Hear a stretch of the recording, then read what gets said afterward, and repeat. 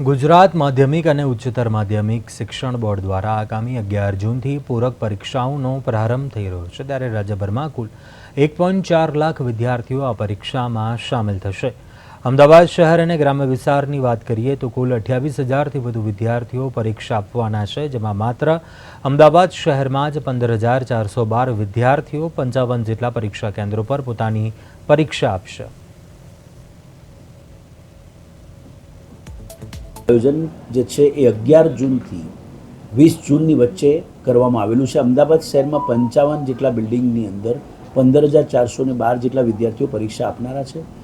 અમદાવાદ શહેરમાં માનનીય કલેક્ટર સાહેબશ્રીના અધ્યક્ષ સ્થાને જિલ્લા પરીક્ષા સમિતિની બેઠકનું આયોજન પૂર્ણ કરી અને તમામે તમામ આયોજનો વીજ પુરવઠો પૂરતો જળવાય, પૂરતો પોલીસ બંદોબસ્ત સાથે આરોગ્ય વિષયક સેવાઓ અને એએમટીએસ બસની સુવિધાઓ આ સહિતના રિવ્યૂ કરી લેવામાં આવ્યા છે અને શાંતિપૂર્ણ વાતાવરણમાં પરીક્ષા લેવાય તે પ્રકારનો તમામ